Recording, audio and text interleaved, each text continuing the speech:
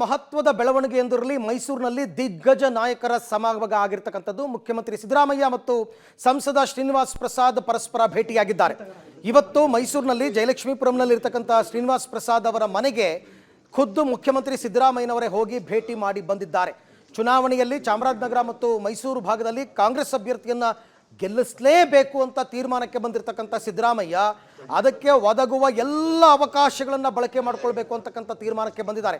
ಈಗಾಗಲೇ ಶ್ರೀನಿವಾಸ್ ಪ್ರಸಾದ್ ಅವರ ಕುಟುಂಬಸ್ಥರನ್ನ ಹಲವಾರು ಜನರನ್ನ ಕಾಂಗ್ರೆಸ್ಗೆ ಸೇರ್ಪಡೆ ಮಾಡಿಸ್ಕೊಂಡಿದ್ದಾರೆ. ಶ್ರೀನಿವಾಸ್ ಪ್ರಸಾದ್ ಅವರು ಬಿಡಿ ರಾಜಕೀಯ ನಿವೃತ್ತಿಯನ್ನು ತಗೊಂಡಿದ್ದಾರೆ.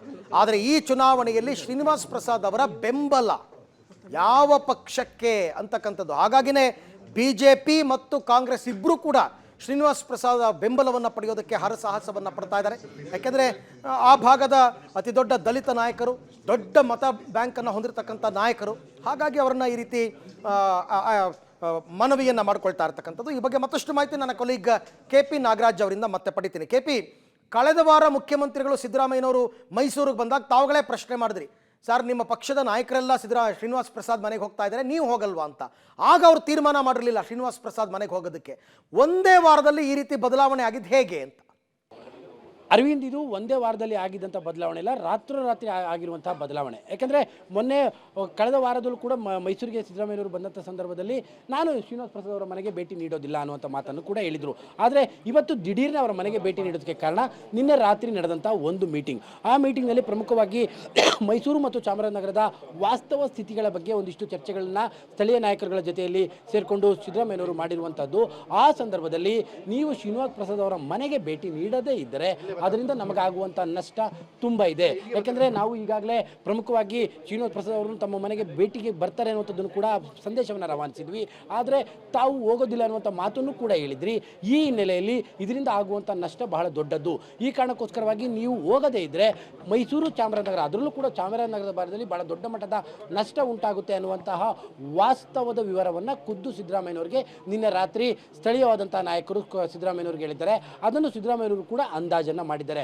ಅಂತಿಮವಾಗಿ ಸಿದ್ದರಾಮಯ್ಯನವರು ಇವತ್ತು ಬೆಳಗ್ಗೆ ನಾನು ಶ್ರೀನಿವಾಸ್ ಪ್ರಸಾದ್ ಅವರ ಮನೆಗೆ ಹೋಗಿ ಭೇಟಿ ನೀಡ್ತೇನೆ ಎನ್ನುವಂಥ ಮಾತನ್ನು ಹೇಳಿ ನೇರವಾಗಿ ಶ್ರೀನಿವಾಸ್ ಪ್ರಸಾದ್ ಅವರ ಮನೆಗೆ ಬಂದಿರುವಂಥದ್ದು.